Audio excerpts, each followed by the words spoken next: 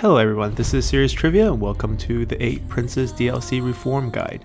This guide will introduce you to the new Reform Scroll, provide an overview of all 37 reforms, and discuss some early game strategies that can help you start the game off on the right foot in the new 8 Princes DLC. So let's get started. First off, let's take a quick look at the Reform Scroll here. As we just mentioned, there are a total of 37 reforms in 8 Princes. This number pales in comparison to the 83 reforms found in the base game. However, these 37 reforms are responsible for unlocking the same number of units and buildings as in the base game, so each reform ends up providing more unlocks and even more passive bonuses. This makes picking the right reform even more important, as each reform are now more powerful and the opportunity cost is far greater.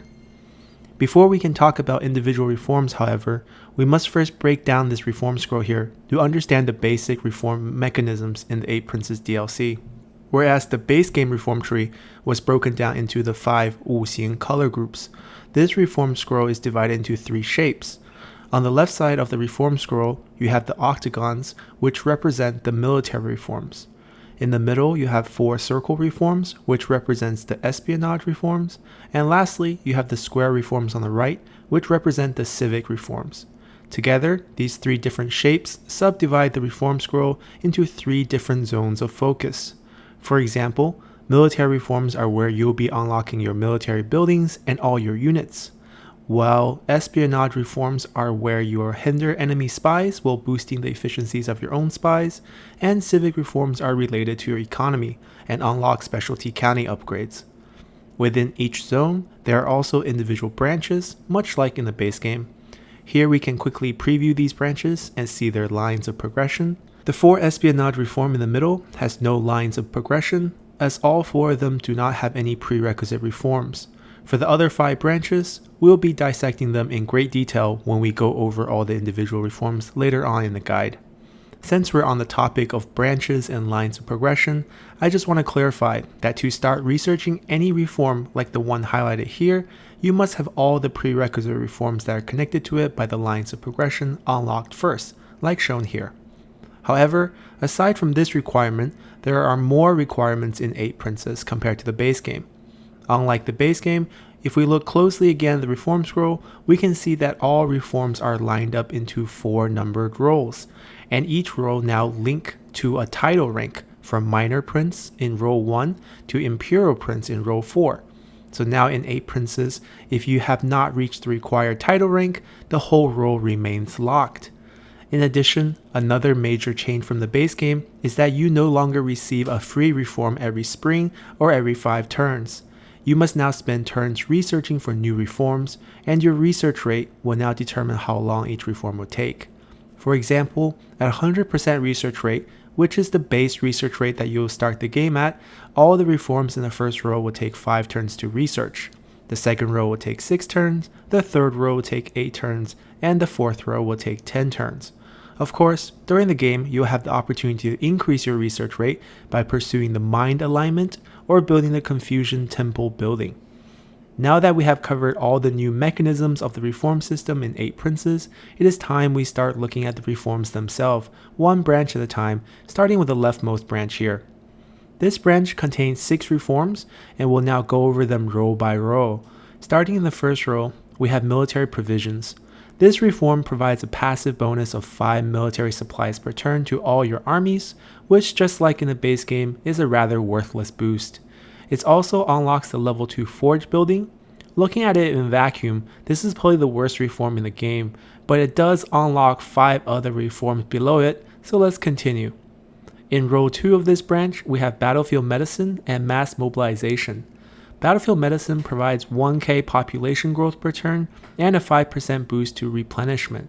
With population no longer linked to a decline of noble support or the new public order, growing your population and upgrading your settlements to maximize your passive bonuses, such as peasantry income multipliers from population, has become a solid strategy in 8 Princes. So while you would have pretty much ignored this bonus in the base game, in 8 Princes, this bonus is actually quite good. The 5% boost to replenishment is also great, as the early game replenishment is always helpful to speed up your initial expansion and help you recover after tough fights. In terms of building unlocks, Battlefield Medicine completes the Forge building chain by enabling all 3 level 3 options. Now, Mass Mobilization is the other Role 2 reform that comes from military provision. It provides -2 turns of mustering, which help newly recruited unit replenish, and a 5% recruitment discount. Combined, we can see that this reform is best taken before you plan on raising new armies, as it helps them get ready for battle faster and reduces their cost. This reform also unlocks the Raider Cavalry and Lancer Cavalry. Of the two, only the Lancer Cavalry is worth mentioning, as it has access to formations, but overall, neither unit should incentivize you to take this reform early. Coming to Role 3, we have Field Surgery, which connects to Battlefield Medicine. Like its predecessor, Field Surgery also provides 5% to replenishment. In addition, it also reduces redeployment cost by 20%. This makes this reform a key player if you want to enable the free teleportation strategy. More importantly, this reform unlocks the heavy repeating crossbowmen and the Onyx Dragon. As we all know, the Onyx Dragon, with superior damage, ammo count, and 250 range, is the S tier range unit, and while you can no longer rush for this unit like in the base game, since it's now required the Grand Prince rank, you can still reasonably plan to unlock this unit to help you dominate around the mid game and carry you all the way to victory in the late game. Other than Field Surgery, we also have Military Farms in Role 3, which continues from Mass Mobilization. This reform reduces retinue upkeep by 10% and reduces military building construction cost by 25%. It also unlocks the level 4 horse pasture. So in essence, this is a military-themed money-saving reform that also helps you save more money on cavalry by unlocking the horse pasture upgrade. In 8 Princes, because of the lack of total reform, the developers have removed a lot of the reform requirement on level 5 upgrades, and instead just chosen to place the reform requirements on level 4 buildings only. So in the case of the horse pasture here, once you acquire this level 4 unlock, you can upgrade the horse pasture all the way to the maximum level of 5. At last, we come to the final row of the 4 reforms in the long-term coordination reform. This reform requires all 5 previous reforms to unlock and provides a 10% boost to ammo, a 15% boost to campaign movement range, and 5 more military supplies per turn. It also unlocks the new heavy cataphract unit. All in all, this is your typical late game do-it-all reform that lacks a central theme, but provides a variety of great bonuses. Moving on to the next branch, we see that the lines of progression takes a little different shape for this one, as this branch now requires you to take all reforms in the previous row before you can unlock the new reforms in the next row. This makes it a bit harder to rush for a specific reform, so let's keep that in mind when we review these 6 reforms. We start with the military households reform. This reform provides a 10% discount to redeployment and recruitment. It also unlocks 3 units in the Axeman, Peasant Band, and Archer. It also unlocks the level 3 or the max level conscription building. Overall, this is my favorite Role 1 military reform. It helps you reduce recruitment costs by 10% as you build up your early game armies. It also unlocks the Archer, which is a nice upgrade over the Archer militia unit, and unlocks the conscription building, which will help you improve the ranks of your newly recruited unit. And for those of you keeping score on the free teleportation strategy, we're now at a combined 30% for redeployment cost discount. Moving on to Role 2, we have decentralized military and the Shibing system. Starting with decentralized military, we have a reform that increases your available army count by 1, increase seasonal retinue deployment by 3, and reduces military construction costs by 10%. It also unlocks the Saber Infantry and one of the level 4 military infrastructure buildings. The bonuses for this reform are not very important for the early game, thus makes me shy away from this Role 2 reform. The military infrastructure building is also not as good as it used to be, as it now no longer boosts noble support. However, as you will soon see, this reform and this entire branch is critical if you're playing as Sima Yong, as his faction unique military infrastructure building is so powerful that you should build it in every commandery. If you want to find out more about Sima Yong's military infrastructure building or any of the Prince's faction unique buildings, I will provide a link to my 8 Prince's faction unique building guide video in the description below. Now moving on to the Shibing system. Shibing is the Chinese word for professional soldiers, and it unlocks a 10% discount to redeployment and +1 rank to all new recruits. It also unlocks the useless repeating crossbow unit and the other variety of level 4 military infrastructure building. The only thing we need to note here is that with this reform, our free teleportation strategy is now at a combined 40% discount to redeployment, which matches the discounts that you can gain from the base game reform tree. Next, we have one reform in Role 3 in military drills.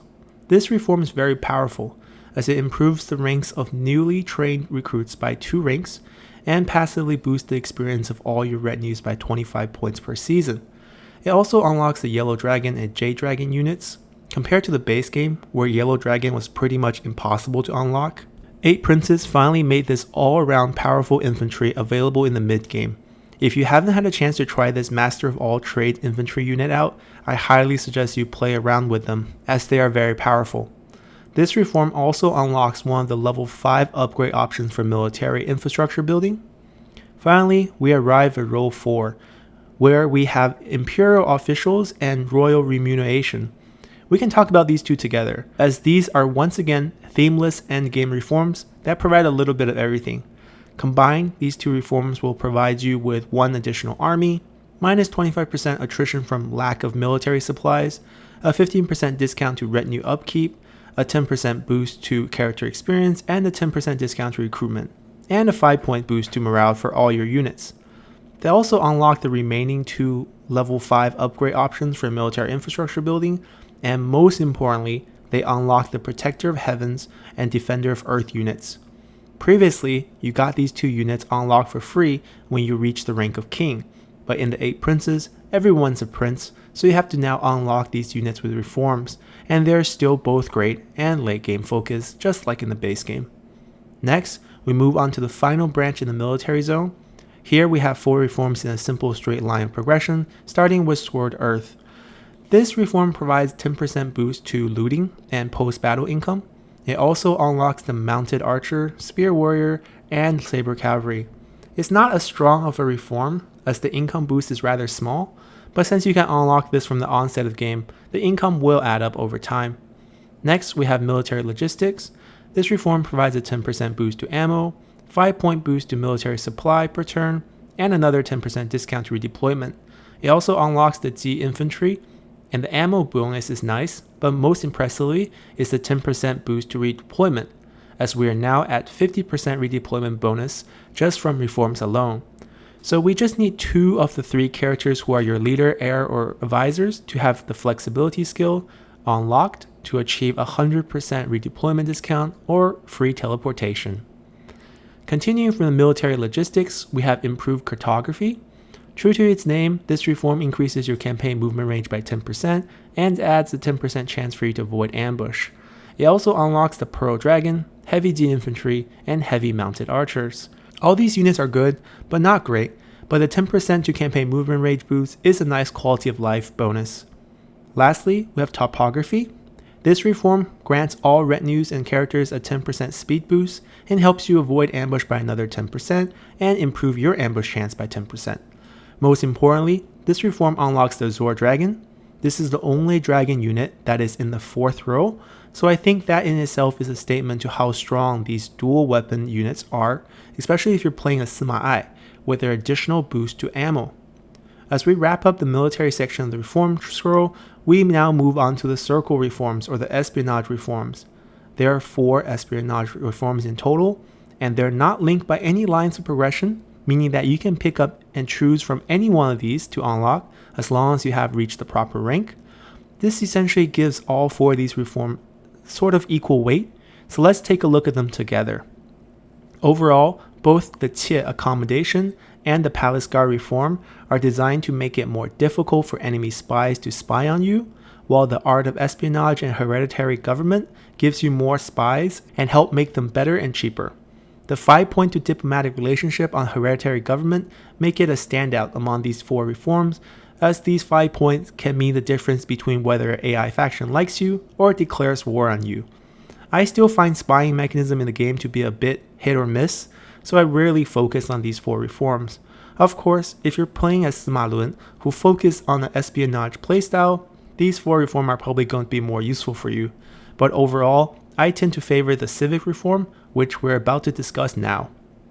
As you can see, there are only 2 branches in the Civic Reform, but the first branch here is like 2 branches smashed into one. So we're going to break it down a bit to make discussion easier and clearer. Starting with the leftmost splinter, we have Role 1 reform in Daqin Emissaries. This reform takes the place of Foreign Envoy reform in the base game by unlocking all the port buildings and providing you with additional trade agreement and a 20% boost to trade influence. As we have discussed earlier, because of the lack of total number of reforms in the 8 Princes DLC, the developers have basically placed the reform requirements on unlocking building chains exclusively on the level 4 buildings. So by unlocking the level 4 harbor and trade port buildings with this reform, you have essentially unlocked the level 5 versions as well. The only requirement for the level 5 harbor is of course still the small regional city tier for your settlement, so that still applies. Next, we have market regulations. This reform provides a 10% boost to commerce income and another trade agreement. It also unlocks the level 4 government support and land development buildings. Sadly, the game has given its full attention to the land development building chain, as every single one of the level 4 and 5 upgrades require a reform, which is a real shame, as it is one of the few building chains that can be upgraded to level 5 without upgrading your settlement to a small regional city. However, perhaps it is precisely because of how strong the land development building has become in the 8 Princes, with buffs to peasantry income and the removal of decreasing noble support from population and the addition of noble support boost from the farming branch of the land development building, that the developers have decided to hold you back a bit by spreading the final upgraded versions of this building into the Role 3 and 4 of the Reform Scroll. Next, we have impartial governance. This reform adds an additional administrator, reduces corruption by 5 faction-wide, and adds 5 points to faction support. All 3 of these boosts are meant to help you expand and manage newly gained territories more efficiently. It also unlocks 2 of the 3 level 5 upgrades for the land development building, making it an excellent reform to pick up. Lastly, we have defense posts, which provides a 10% boost to commerce income, a 50% boost to trade influence, and 20 extra reserve capacity faction-wide. It also unlocks the last land development level 5 upgrade and the level 4 grain storage, which also means it unlocks the level 5 version as well, as that one requires no further reform. This branch as a whole is pretty strong, simply because of how big a role land development buildings will play in commandery building in the 8 Princes DLC, but you can stay away from this final reform here, as it is the weakest one on the branch. Next, we'll move on to another splinter of this branch shown here. Since we already talked about Daqin Emissaries, we'll move directly to Taoism Workforce. This reform provides a 5% discount to construction and -1 construction turn. This is a huge bonus, given you can unlock this from the onset of the game. Over the course of your game, this reform will save you so much time and money from construction that I always take this reform first in all my games. It also unlocks the Toolmaker upgrade in terms of building unlocks. Next, in Role 2, we have the Government Annuals and Supply Chains. Government Annuals provides an additional administrator, additional assignment, and 5% reduction to corruption. It also unlocks the level 4 Marketplace and Market Wharf buildings, which are trash tier buildings. But despite that, the passive bonus are so good that it makes Government Annual a great reform. Supply Chains, on the other hand, is just a so-so civic reform. It provides a 10% boost to replenishment when you're garrisoned and a 20% discount to agricultural building construction. While these bonuses are nice, the 10% replenishment trends toward being a military bonus, and the discount to agricultural building is also weirdly placed, as this reform unlocks the labor building chain, the level 4 state workshop, and the bamboo variety lumberyard upgrade. So essentially you have to pick this reform up and most of the reform from the prior branch to actually take advantage of this bonus. Moving on, we'll conclude this branch with the industrial stability in Role 3. This reform provides another 5% discount to construction and a 5% boost to industry and peasantry income. More importantly, this reform unlocks the level 4 and level 5 private workshop buildings and the income generating level 5 state workshop building. Given how important private workshop is for your economy, this is definitely a key reform that you should unlock as soon as possible. Next, we move on to the rightmost splinter of this branch shown here. Since we already talked about the first 4 reforms here, we'll start with the Role 3 Hukou system reform. The 户口 system is the Chinese system of documenting every citizen, similar to a combination of your ID and Social Security here in the States. This system is still present in China today and remains a very important part of everyone's life. In the game, however, it only provides a 15% boost to peasantry income and unlocks the level 5 marketplace and market wharf building. If this reform wasn't the prerequisite for the imperial water reform that we'll discuss next, I would avoid this one entirely and would certainly not rush for it unless I know I'm going to become an imperial prince shortly after so that I can unlock the imperial water reform. So this brings us to the imperial waters reform. This late game civic reform unlocks an additional administrator, additional assignment, reduces construction time by 2 turns, and reduces building upkeep by 25%. All these are amazing late game bonuses, and more importantly, it unlocks the level 5 state workshop building that provides the 15% corruption reduction to adjacent commanderies, so this will be a key late game reform to manage a large empire. Finally, we have the final 7 reforms in the 8 Princes Reform Scroll. This U-shaped branch will once again be subdivided to facilitate our discussion. Starting on the left, we have our Buddhist branch, starting with the Buddhist selflessness. This reform provides 5 satisfaction for all your generals, which is surprisingly useful, as I've struggled with satisfaction much more in the 8 Princes when compared to the base game. It also provides a 2k population boost and a 10% discount to economic buildings. Both are decent buffs, and it unlocks the Salt Mine and Jade Mine Specialty County upgrades. Following it, we have the Dazang Jing, which is a collection of famed Buddhist scriptures. However, historically speaking, although Buddhism has already spread to China in this time period, the terminology of Dazang Jing shouldn't have appeared for another 500 years or so. So this reform is definitely historically inaccurate, but it's also a great reform in the game. The passive bonus of 10% character experience is nice, but unlocking the in-building chain is why you really want this reform. As we have already mentioned in our 8 Princes Building Changes guide, which I will once again link in the description below, the in-building is now your only source of noble support to balance out the noble support losses from other commerce and industry buildings. So it is critical we get the in-building as high level as possible, and you can do that with this reform.